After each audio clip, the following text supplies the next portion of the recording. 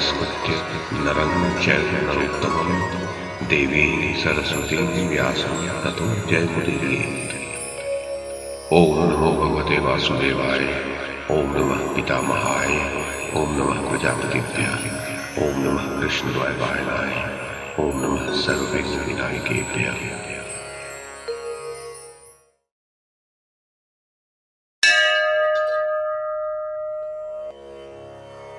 संजय ने कहा, महाराज धृतराष्ट्र, दूसरी ओर कौरवों के प्रधान वीरों ने भीमसेन पर धावा किया था। कुंती नंदन भीम कौरव समुद्र में डूबना ही चाहता था कि अर्जुन उसे उबारने की इच्छा से वहां आ पहुंचा। उसने सूत पुत्र की सेना को छोड़कर कौरवों पर चढ़ाई की और शत्रु वीरों को यमलोक भेजना आरंभ कर दिया।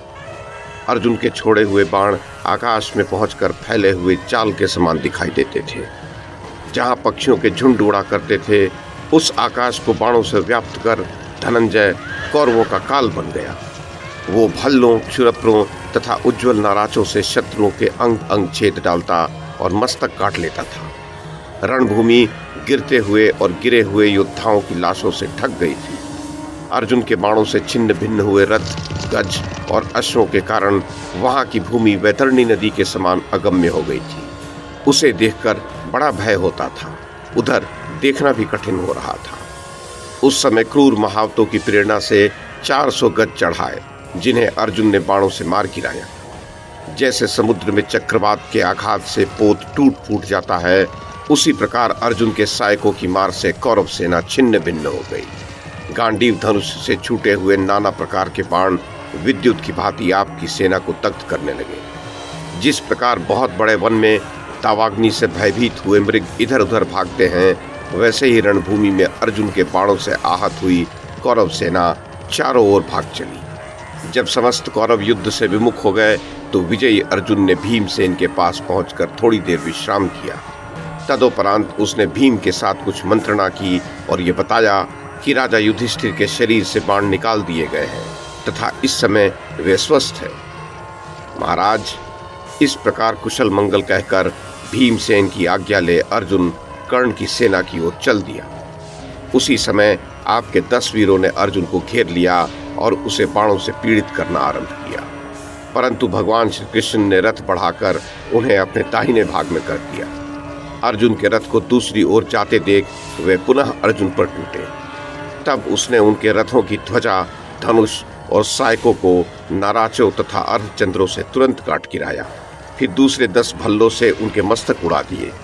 इस प्रकार उन 10 कौरवों को मृत्यु के घाट उतारकर अर्जुन आगे बढ़ा। नरेश्वर, उसे जाते देख कौरव पक्ष के संशप्तक योद्धा, जिनकी संख्या 90 थी, युद्ध के लिए अग्रसर हुए। उन्होंने ये शपथ लेकर कि यदि हम पीछे हट जाएं तो हमें परलोक में उत्तम गति न मिले, अर्जुन को सब ओर से घेर लिया। भगवान श्री कृष्ण ने उनकी चिंता न करके अपने तेज चलने वाले अश्वों को कर्ण के रथ की ओर हाँक दिया। ये देखकर संशप्तकों ने उन पर बाणों की वृष्टि करते हुए पीछा किया। तब अर्जुन ने पैने बाणों से उनके सारथी, धनुष और ध्वजा को नष्ट करके उन्हें भी यमलोक पहुंचा दिया। उनके मारे जाने पर कौरव महारथियों ने रथ, गज और अश्वों की सेना लेकर अर्जुन पर धावा किया। उस समय उनके मन में तनिक भी भय नहीं था।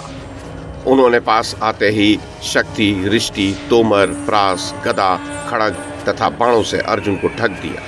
उनकी शस्त्र वर्षा आकाश में चारों ओर छा गई, किंतु अर्जुन ने बाण मारकर उसे तुरंत ही नष्ट कर डाला। उसके पश्चात आपके पुत्र दुर्योधन की आज्ञा पाकर 1300 मत वाले गजों पर बैठे हुए म्लेच्छ जाति के योद्धा अर्जुन की दोनों बगल में चोट करने लगे।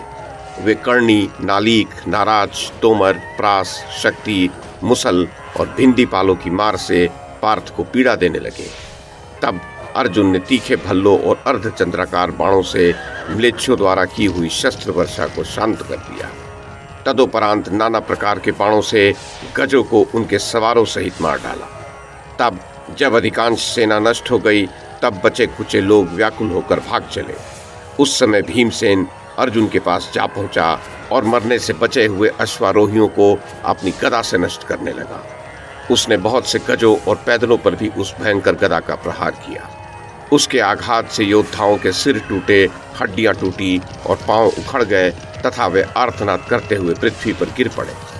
इस प्रकार 10 सहस्त्र पैदलों को मृत्यु के घाट उतारकर क्रोध में भरा हुआ भीम हाथ में गदा लिए इधर उधर विचरने लगा।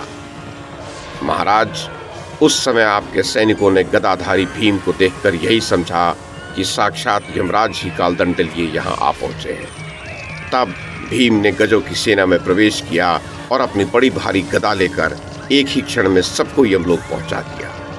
गज सेना का संहार कर महाबली भीम पुनः अपने रथ पर जा बैठा और अर्जुन के पीछे पीछे चलने लगा। राजन, तदनंतर कौरवों में उच्च स्वर से आर्तनाद होने लगा। गज, अश्व और पैदलों के प्राण लेने वाले अर्जुन के बाणों की मार से सब लोग हाहाकार मचा रहे थे। सब पर अत्यंत भय छा गया था। सभी एक दूसरे की आड़ में छिपना चाह रहे थे। इस प्रकार आपकी संपूर्ण सेना उस समय अलाद चक्र के समान घूम रही थी। उस युद्ध में कोई भी रथी, सवार, अश्व या गज ऐसा नहीं बचा था जो अर्जुन के बाणों से आहत नहीं हुआ हो। उसका यह पराक्रम देख सभी कौरव कर्ण के जीवन से निराश हो गए।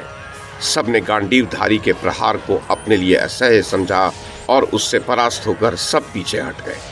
सहायकों से बिंध जाने के कारण वे भयभीत हो रणभूमि में कर्ण को अकेला ही छोड़कर भाग चले, किंतु महाराज धृतराष्ट्र सहायता के लिए सूत पुत्र कर्ण को ही पुकारते रहे।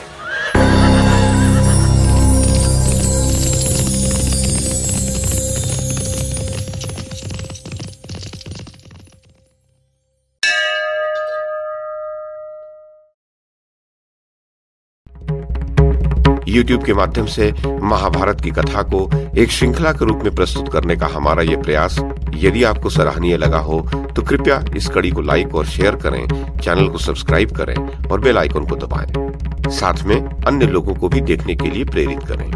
धन्यवाद और नमस्कार।